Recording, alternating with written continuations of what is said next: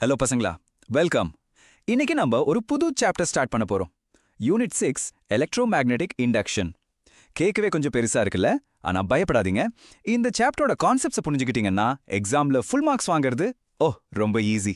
So அதை எப்படி சிம்பிளா எக்ஸாம்க்கு தேவையான மாதிரி படிக்கலான்னு பார்க்கலாம். ரெடியா? சரி, இந்த சாப்டரோட அடிப்படை கேள்வியிலிருந்து தொடங்கலாம். ஒரு மேக்னெட்டை வச்சு கரண்ட்டை உண்டாக்க முடியுமா? எப்படி? இது எப்படி சாத்தியம்னு இப்போ நம்ம தெளிவா பார்க்க போறோம். உங்க என்சிஆர்டி புக்ல இருக்கிற இந்த கேள்விதான் எல்லாத்துக்கும் ஆரம்பம். யோசிச்சு பாருங்க, மூவிங் மேக்னெட்ஸ் வச்சு எலக்ட்ரிக் கரண்ட் ப்ரொடியூஸ் பண்ண முடியுமா? மைக்கேல் ஃபாரடேன்னு ஒரு சயின்டிஸ்ட்க்கு இந்த கேள்விதான் ஃபர்ஸ்ட் தோணுச்சு. அதுக்கு பதில் தேட ஆரம்பிச்சாரு. அப்போ அவர் ஒரு ஆச்சரியமான விஷயத்தை கண்டுபிடிச்சாரு. ஒரு காயில் பக்கத்துல ஒரு மேக்னெட்டை மூவ் பண்ணும்போது அந்த காயிலோட கனெக்ட் ஆன கேல்வனாமீட்டர்ல ஒரு டிஃப்ளெக்ஷன் தெரியுது. அதாவது அந்த காயில்ல கரண்ட் ஃப்ளோ ஆகுது. இங்க பாருங்க, பேட்டரியே இல்லாம கரண்ட் வருது. இதுதான் எலக்ட்ரோமேக்னெட்டிக் இண்டக்ஷனோட அடிப்படை மேஜிக்கே. சரி, இந்த மேஜிக் எப்படி நடக்குதுன்னு புரிஞ்சுக்கணும்னா நம்ம மேக்னெட்டிக் ஃப்ளக்ஸ்னு ஒன்ன பத்தி தெரிஞ்சுக்கணும். சொல்லப்போனா இதுதான் இந்த சாப்டரோடைய ஹீரோ. ஓகே, மேக்னெட்டிக் ஃப்ளக்ஸோட என்சிஆர்டி டெஃபினேஷன் இதுதான். சிம்பிளா சொன்னா, ஒரு பர்டிகுலர் ஏரியா வழியா எவ்வளோ மேக்னெட்டிக் ஃபீல்ட் லைன்ஸ் பாஸ் ஆகுதோ அதுதான் மேக்னெட்டிக் ஃப்ளக்ஸ். இந்த definition and formula φb = BA cos θ எக்ஸாம்க்கு ரொம்ப முக்கியம். நல்லா நோட் பண்ணிக்கோங்க. இந்த மேக்னெட்டிக் ஃப்ளக்ஸ் கான்செப்டை புரிஞ்சிக்க ஒரு சூப்பர் எக்ஸாம்பிள் பார்க்கலாம் வாங்க. மழை பெய்யும் போது ஒரு ஜன்னல் வழியா எவ்வளோ தண்ணி வருதுன்னு யூசிங்க. அது மழையோட ஃபோர்ஸ், அதாவது மேக்னெட்டிக் ஃபீல்ட் ஸ்ட்ரென்த் B மாதிரி, ஜன்னலோட சைஸு, அதாவது ஏரியா A மாதிரி, அண்ட் அந்த ஜன்னலை நம்ம எப்படி சாய்ச்சி வச்சிருக்கோங்கிற ஆங்கிள், அதுதான் அந்த காஸ் தீட்டா பார்ட். இதெல்லாம் பொறுத்து தான் தண்ணி உள்ள வரும், அப்படிதானே? அதே கான்செப்ட் தான் மேக்னெட்டிக் ஃப்ளக்ஸும். ரொம்ப சிம்பிள். இப்போ நம்ம இந்த சாப்டரோட மோஸ்ட் இம்பார்ட்டன்ட் ரூலை கத்துக்க ரெடி ஆகிட்டோம். இந்த ஒரு ரூல் புரிஞ்சுட்டா எல்லாமே ஈஸி தான். Let's go. Exam point.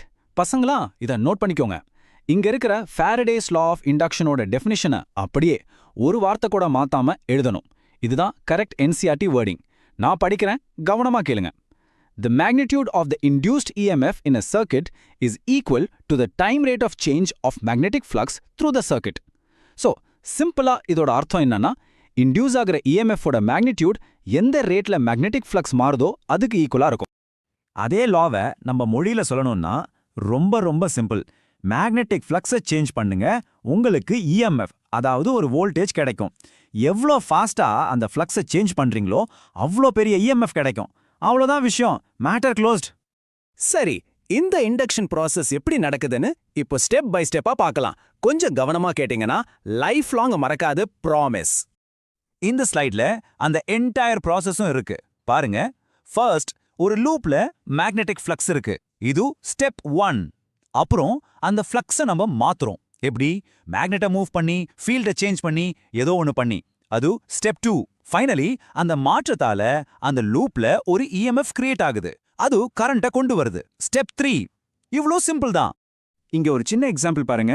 ஒரு ஸ்கொயர் லூப்போட ஏரியாவும் மேக்னெட்டிக் ஃபீல்டும் கொடுத்துருக்காங்க. மேக்னெட்டிக் ஃப்ளக்ஸை சிம்பிளா கால்குலேட் பண்ணியிருக்கோம் பாத்தீங்களா? φ = B × A. Answer 0.01 weber. இப்ப நம்ம புரிஞ்சுக்க வேண்டியது என்னன்னா, இந்த 0.01 வெபர் வேல்யூ மாறினா தான் அந்த லூப்ல இண்டக்ஷன் நடக்கும். பசங்களா, எக்ஸாம்ல நிறைய பேர் தெரிஞ்சு பண்ணாத சில சின்ன தப்புகள் தான் சைலண்ட் கில்லர்ஸ். அதுல முக்கியமான ஒன்னை இப்ப பார்க்கலாம். சோ நீங்க அந்த மிஸ்டேக்க பண்ண மாட்டீங்க. இங்க பாருங்க, லெஃப்ட் சைடுல இருக்கிறது ஒரு காமன் மிஸ்டேக். வெறும் ஒரு மேக்னெட்டிக் ஃபீல்டு பக்கத்துல இருந்தா கரண்ட் வரும்னு நினைக்கிறது. அது தப்பு. கரெக்ட் எக்ஸ்பிளனேஷன் என்னன்னா, அந்த லூப்போட மேக்னெட்டிக் ஃப்ளக்ஸ் சேஞ்ச் ஆகணும். ஒரு மாறுதல் இருந்தாதான் கரண்ட் வரும். ஸ்டாக்னண்டா இருந்தா ஒன்னும் நடக்காது. அப்போ நம்ம ஞாபகம் வச்சுக்க வேண்டிய ஒரு முக்கியமான லைன், ஒரு பஞ்ச் டயலாக் மாதிரி இதுதான். No change in flux, no current in the circuit. இத மனசுல நல்லா பதிவு பண்ணிக்கோங்க. எந்த கன்ஃபியூஷனும் வராது. ஓகேவா? நாம இப்ப படிச்சது வெறும் இன்ட்ரடக்ஷன் தான். ஆனா இது புரிஞ்சிட்டா இந்த சாப்டர்ல அடுத்து வர எல்லா டாபிக்ஸும், ஏன் நம்மளோட வீட்டுக்கு கரண்ட் எப்படி வருதுங்கிற விஷயம் வரைக்கும் உங்களுக்கு புரியும். சரி, இன்னைக்கு படிச்சத ஒரு குயிக் ரீகேப் பண்ணிடலாம். எலக்ட்ரோமேக்னெட்டிக் இண்டக்ஷன்னா என்ன? சேஞ்சிங் மேக்னெட்டிக் ஃப்ளக்ஸ்னால இஎம்எஃப் ப்ரொடியூஸ் ஆகுறது. மேக்னெட்டிக் ஃப்ளக்ஸ்னா என்ன? ஒரு ஏரியால எவ்வளோ ஃபீல்ட் லைன்ஸ் கிராஸ் பண்ணதுங்கிறது. ஃபாரடேஸ் லா என்ன சொல்லுது? Induced EMF is proportional to the rate of change of magnetic flux. எல்லாத்துலயும் முக்கியமான வார்த்தை என்ன? சேஞ்ச். சரியா? இந்த பேசிக் ஐடியாவை நீங்க நல்லா புரிஞ்சுக்கிட்டதால நம்ம அடுத்து lenses law and AC generators எப்படி ஒர்க் ஆகுதுங்கிறத பத்தி படிக்கும் போது உங்களுக்கு ரொம்ப ஈஸியா இருக்கும். நம்மளோட வீட்டுக்கு கரண்ட் வரதுக்கு பின்னாடி இருக்கிற சயின்ஸோட ஃபர்ஸ்ட் ஸ்டெப்பா நீங்க இன்னைக்கு கத்துட்டு இருக்கீங்க. ஸோ கீப் லேர்னிங், நல்லா படிக்கலாம்.